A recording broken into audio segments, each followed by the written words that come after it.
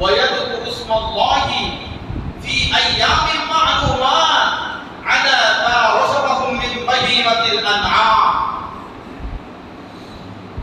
আল্লাহ তাআলা বলেছেন লিয়াশহাদু মানাফিআ লাহুম, তারা যেন তাদের কল্যাণের স্থানে পৌঁছতে পারে। মানাফিআ, তারা উপকৃত হতে পারে, কল্যাণকর হতে পারে আমলের দিক দিয়ে।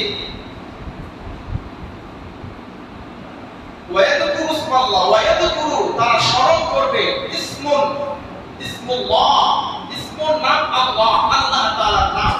ওয়ায়াযকুরু ইসমাল্লাহ, তারা আল্লাহ তাআলার নাম স্মরণ করবে, আল্লাহ তাআলাকে স্মরণ করবে। এই স্মরণ করার উদ্দেশ্য হলো আল্লাহ তাআলার তাসবিহ পাঠ করবে, জিকির করবে। সুবহানাল্লাহ। ফি আইয়ামিল মা'লুমাত, নির্দিষ্ট দিনগুলোর মাধ্যমে।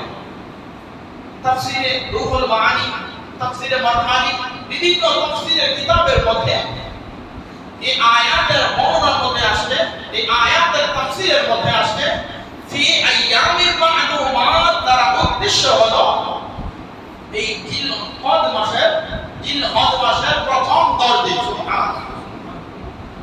অর্থাৎ ওয়াযকুরু ইসমাল্লাহি ফি আইয়ামিল মা'লুমাত, এই 10টি দিনে তোমরা অধিক পরিমাণে আল্লাহ তাআলাকে স্মরণ করো, আল্লাহ তাআলার জিকির করো, তাসবিহ, তাহলিল, তাকবীর পাঠ করো। সুবহানাল্লাহ।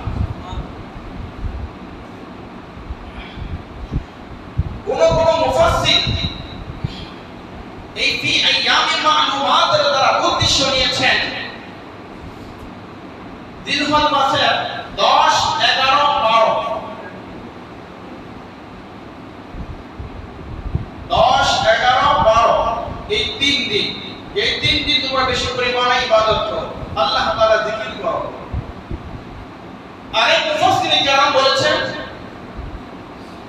এই নির্দিষ্ট দিনগুলোকে তারা হজের যে 8 তারিখ থেকে 12 তারিখ পর্যন্ত হজের যে কার্যক্রম বা 13 তারিখ পর্যন্ত যে কার্যক্রম রয়েছে, বলে এই দিনগুলোর মধ্যে তোমরা অধিক পরিমাণে আল্লাহ তাআলাকে স্মরণ করো।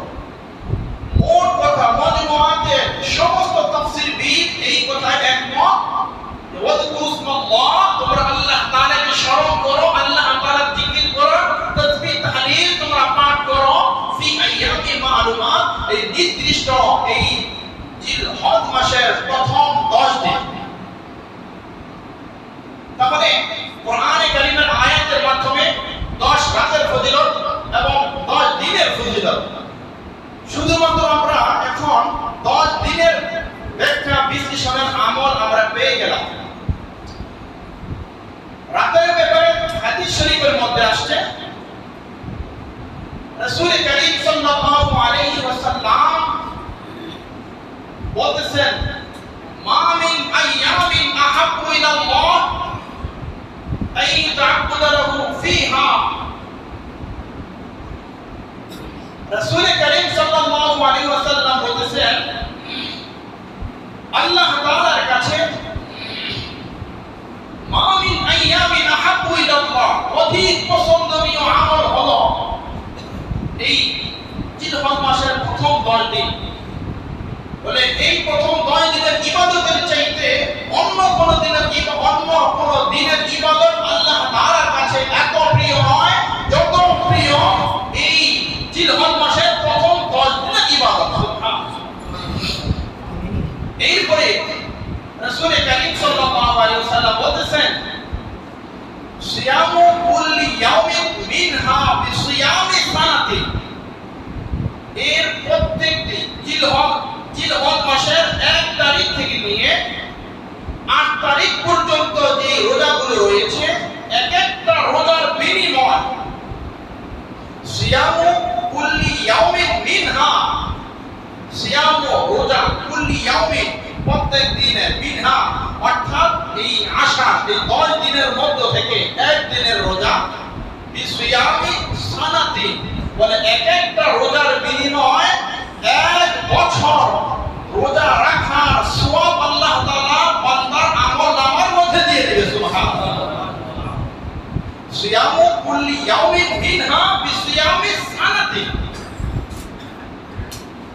বিসিয়ামি সানাতি, অর্থাৎ এক বছর, পূর্ণ একটি বছর রোজা রাখলে যে পরিমাণ সওয়াব হয়, এই জিলহজ মাসের 1 তারিখ থেকে 8 তারিখ পর্যন্ত। কথাগুলো বোঝার চেষ্টা করবেন, আমলের নিয়তে আমল করার চেষ্টা করবেন, তাহলে বুঝে আসবে, নিজের কান দিয়ে শুনতে হবে।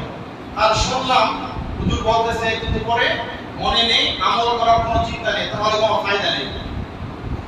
এই হাদিসের প্রথম অংশে হাদিসের ভাষ্য অনুযায়ী যে জিলহজ মাসের 1 তারিখ থেকে নিয়ে 8 তারিখ পর্যন্ত এক একটা রোজার বিনিময় আল্লাহ রাব্বুল আলামিন 1 বছর রোজা রাখার সওয়াব আল্লাহ তাআলা দান করবেন। কোন কোন মুহাদ্দিসিনে কেরাম বলেছেন পূর্ণ একটি মাস মাহে রমজান রোজা রাখলে যেই পরিমাণ সওয়াব হবে, ওই পরিমাণ সওয়াব এই 8টি রোজার বিনিময়, অর্থাৎ এক এক রোজার বিনিময়ে আল্লাহ তাআলা প্রতিদান দিলেন। সুবহানাল্লাহ।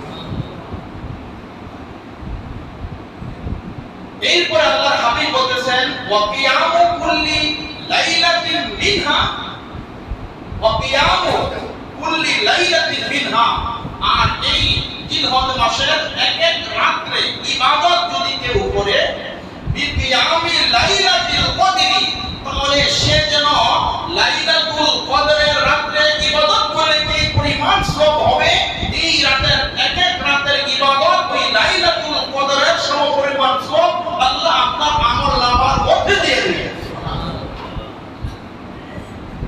ওয়া কিয়াম করা, নফল ইবাদত করা, দাঁড়িয়ে দাঁড়িয়ে নামাজ পড়া, একটু আগে যে শুনলেন তাসবিহ তাহলিল তাকবীর এগুলো পাঠ করা, কোরআনে কারিমের তেলাওয়াত করা, ওয়া কিয়ামু কুল্লি ইয়াউমিন, ওয়া কিয়ামু কুল্লি লাইলাতিন, প্রত্যেক রাতে দাঁড়িয়ে দাঁড়িয়ে এই জিলহজ মাসের প্রত্যেক রাতে ইবাদত করা। বিকিয়ামি লাইলাতুল কদর, লাইলাতুল কদরের ইবাদত করলে যে পরিমাণ সওয়াব হবে, ওই পরিমাণ সওয়াব আল্লাহ তাআলা আপনার আমার আমলনামার মধ্যে দিয়ে দেবে। সুবহানাল্লাহ। তাহলে জিলহজ মাসের প্রথম 10 দিন, জিলহজ মাসের প্রথম 8 দিন এক একটা রোজার বিনিময় 1 বছর রোজা রাখার সওয়াব আল্লাহ তাআলা দিয়ে দিবেন।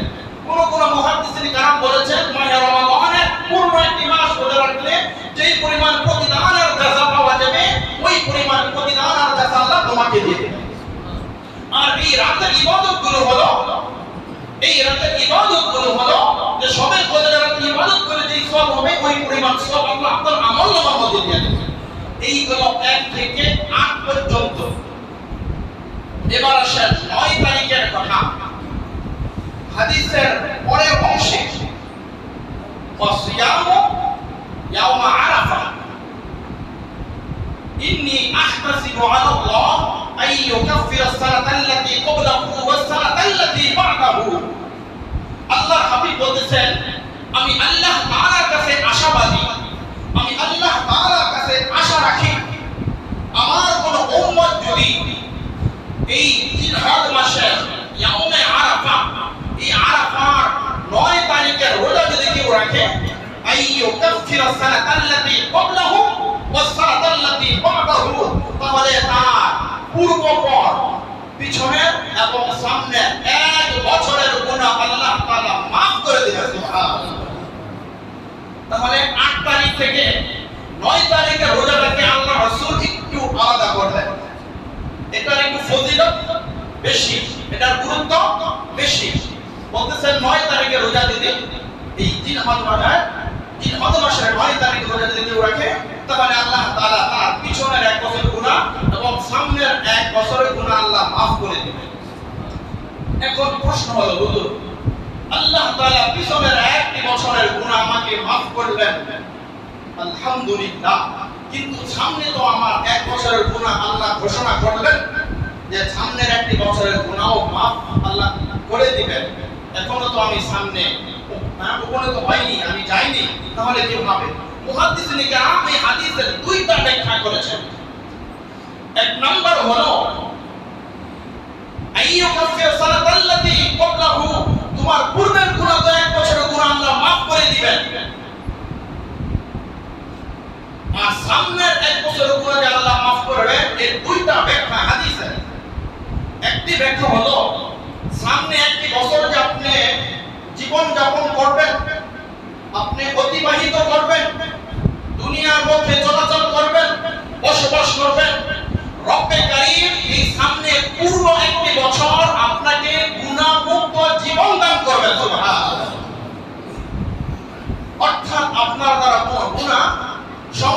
হবে কোন গুনাহ আপনি করবেন, রব্বে কারীম এই গুনাহ থেকে আপনাকে হেফাজত করবেন। যেভাবেই হোক, যে কোনো ভাবেই হোক, রব আপনাকে গুনাহ মুক্ত জীবন দান করবে পুরো 1 বছর। সুবহানাল্লাহ। এইগুলো 1 নম্বর ব্যাখ্যা। দ্বিতীয় নম্বর ব্যাখ্যা হলো, মানুষ বলতেই ভুল ভ্রান্তি, গুনাহ ইচ্ছায় অনিচ্ছায়, শয়তানের ধোঁকায় পড়ে, নফসের ধোঁকায় পড়ে, বন্ধু বান্ধবের ধোঁকায় পড়ে, গোপনে প্রকাশ্যে তাহিরি বান্দিগি গুনাহ হয়ে যেতে পারে। রব বলতেছেন, যদি তোমার গুনাহ হয়ে যায়, আমার পক্ষ থেকে ঘোষণা হলো ওই গুনাহগুলো আমি আল্লাহ তাআলা maaf করে দেব। সুবহানাল্লাহ। তাহলে 9 তারিখে রোজা রাখার মাধ্যমে পিছনের 1 বছরের গুনাহ maaf, সামনের 1 বছরের গুনাহ maaf। আর সামনের 1 বছরের গুনাহ maaf হবে সূরা 2টা, হয়তো আল্লাহ ওই 1 বছর গুনাহমুক্ত জীবন দান করবে। আর যদি গুনাহ হয়েই যায় কোনো কারণবশত, রবের ঘোষণা হলো তার হাবিবের মাধ্যমে, রব তোমার ওই 1 বছরের গুনাহগুলো maaf করে দেবে। সুবহানাল্লাহ। কথা ক্লিয়ার? এবার আসেন, পুরো পৃথিবীতে, বিশ্বের মধ্যে এই রোজাটা নিয়ে অনেক মতভেদ রয়েছে। কথাগুলো ভালো করে বোঝার চেষ্টা করেন, তাহলে বুঝতে সহজ হবে। কারোর সাথে কোনো আদাবতি নাই, কোনো শত্রুতা নাই। আমল করতে হবে, মাসআলা বুঝতে হবে।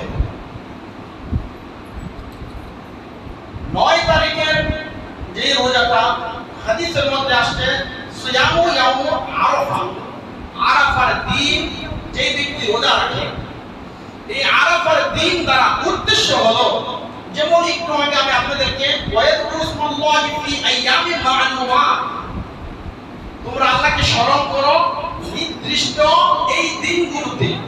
এই নির্দিষ্ট দিন কোন দিন? কোরআনে কারীমের আয়াতে কোথাও লেখা নেই, এই আয়াতে কোথাও লেখা নাই, কিন্তু মুফাসসিরিন কেরাম এই আয়াতের মারজা, এই আয়াত দ্বারা কি উদ্দেশ্য নিয়েছেন ওই দিকে ইঙ্গিত করেছেন।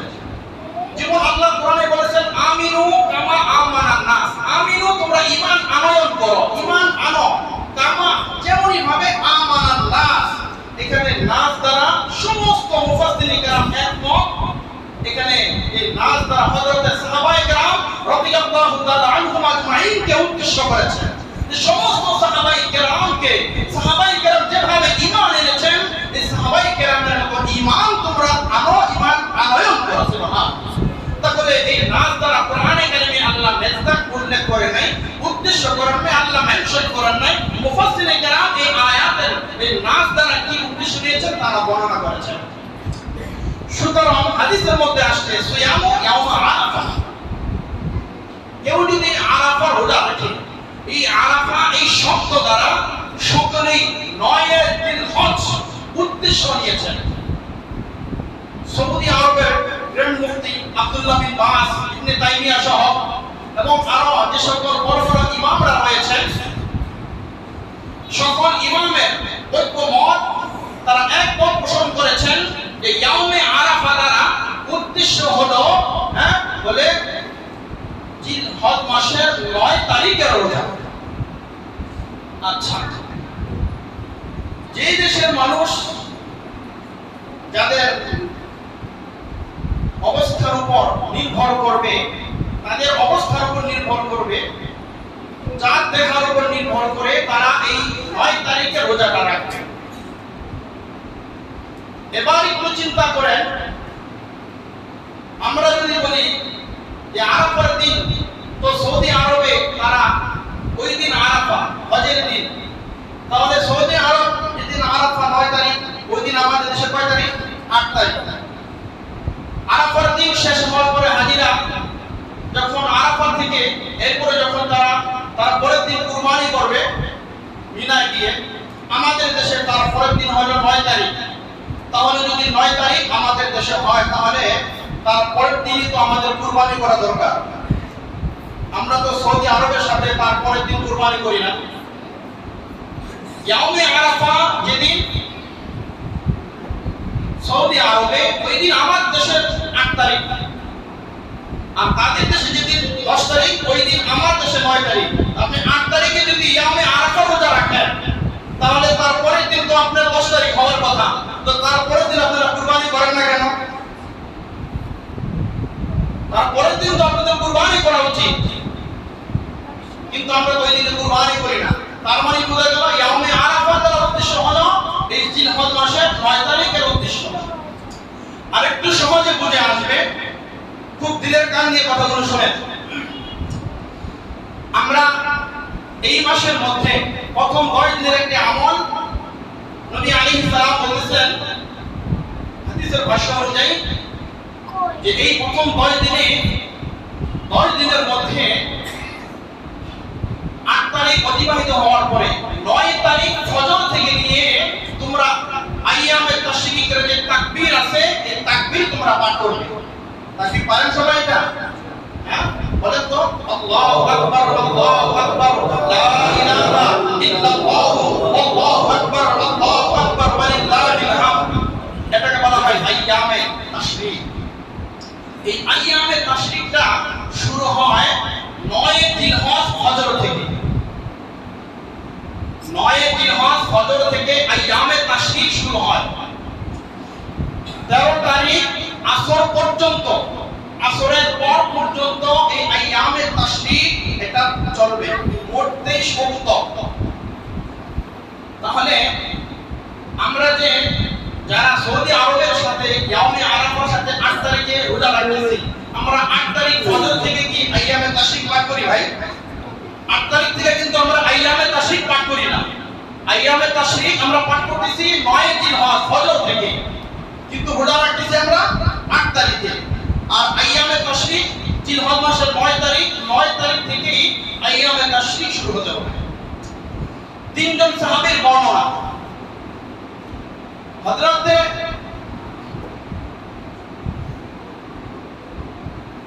আব্দুল্লাহ ইবনে আব্বাস রাদিয়াল্লাহু তাআলা আনহু, আলী রাদিয়াল্লাহু তাআলা আনহু, আব্দুল্লাহ ইবনে মাসউদ রাদিয়াল্লাহু তাআলা আনহু। কথাগুলো খেয়াল করে শুনেন। ওয়া কানা আব্দুল্লাহ ইবনে আব্বাস রাদিয়াল্লাহু তাআলা আনহু ইউকাব্বিরু মিন সালাতিল ফজর ইয়াওমা আরাফা ইলা সালাতিল আসরি মিন ইয়াউমিন নাহার। ওয়া কানা আব্দুল্লাহ ইবনে মাসউদ রাদিয়াল্লাহু তাআলা আনহু ইউকাব্বিরু, তিনি তাকবীর পাঠ করতেন মিন সালাতিল ফজর, মিন সালাতিল ফজর, ফজরের নামাজের শুরু থেকে। মিন সালাতিল ফজর ইয়াউমা আরাফা, আরাফার দিন 9 জিলহজ তিনি এটা পাঠ করতেন ইলা সালাতিল আসরি, আসরের নামাজ পর্যন্ত, মি ইয়াউমিন নাহার, আইয়ামে নাহার যে 3 দিন 10, 11, 12, 13, এই যে আইয়ামে নাহার পর্যন্ত আব্দুল্লাহ ইবনে মাসউদ রাদিয়াল্লাহু তাআলা আনহু, তাহলে তিনি জিলহজ মাসের 9 তারিখ যদি শুরু করতেন, শেষ করতেন গিয়ে 13 তারিখ আসর পর্যন্ত। তাহলে 13 তারিখ যদি আসরে শেষ করে শেষের দিকে হিসাব করে আসেন, 23 সপ্তাহ কবে আসে? 9 জিলহজ। ওয়া কানা আলী রাদিয়াল্লাহু তাআলা আনহু ইউকাব্বিরু বা'দা সালাতিল ফজর ইয়াউমা আরাফা ইলা সালাতিল আসরি মিন আখিরি আইয়ামিত তাশরিক। হযরত আলী ইবনে আবি তালিব রাদিয়াল্লাহু তাআলা আনহু তিনি হাদিস বর্ণনা করতেছেন, তিনি বলেন ওয়া কানা ইউকাব্বিরু, তিনি আইয়ামে তাশরিক তাকবীর পাঠ করতেন বা'দা সালাতিল ফজর, ফজরের নামাজের সালাতের পরে, ইয়াউমে আরাফা, আরাফার দিন, ইলা সালাতিল আসরি 13 তারিখ আসর পর্যন্ত, ফি আইয়ামি আখির তাশরিক, একবারে সর্বশেষ যেই দিন আইয়ামে তাশরিক শেষ হতো ওই দিন পর্যন্ত।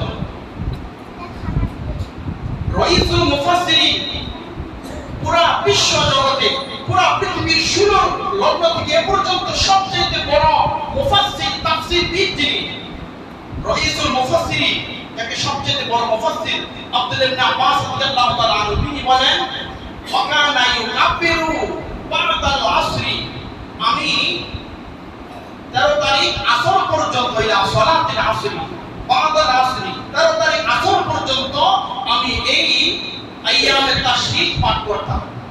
তাহলে তিনি যদি 13 তারিখ আসর পর্যন্ত যদি আইয়ামে তাশরিক পাঠ করেন, তাহলে 13 থেকে নিয়ে 23 পর্যন্ত গণনা করেন, দেখবেন যে ওই দিন ওইটাই 9 জিলহজেই পড়ে। ওই ইয়াউমে আরাফা ওই সৌদি আরবের সাথে ওই হজের সাথে মিলিত হয় না এবং মিলে না, বরং যার যার দেশের চাঁদ দেখে চাঁদ দেখার উপর ভিত্তি করে এই ইয়াউমে আরাফা দ্বারা উদ্দেশ্য হলো 9 জিলহজ। এটা কোনো তর্ক বিতর্ক নয়, এটা হচ্ছে বোঝার বিষয়। এতক্ষণ শুধু আপনাদেরকে মাসআলাটা বুঝাইলাম। এখন আমলের ক্ষেত্রে যদি কারো সন্দেহ থাকে যে ইয়াউমে আরাফা 9 নাকি আরাফার দিন 8 কোন দিন আসবে, তাহলে আপনি 1 থেকে 9 তারিখ পর্যন্ত টানা 9টা রোজা যদি আপনি রেখে দেন, তাহলে আপনার আর ইয়াউমে আরাফা কোনটা আর 9 জিলহজ কোনটা কোনো দ্বিধাদ্বন্দ্বে কোনো মতভেদ থাকবে না। আপনি টানা জিলহজ মাসের 1 তারিখ থেকে 9 তারিখ পর্যন্ত যদি আপনি রোজা রাখেন, তাহলে আপনি সব আমল আপনার হয়ে যাবে। কারোর সাথে কোনো ঝগড়া দরকার নাই, কারোর সাথে কোনো মত বিনিময় করা দরকার নাই, কোনো মত পার্থক্য দরকার নাই।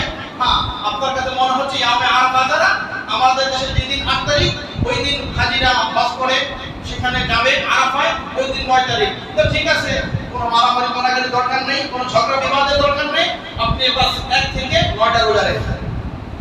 আর কারো যদি এটা সম্ভব না হয়, হ্যাঁ, তাহলে আপনারা শুধু 9 তারিখে রোজাটাই রাখেন।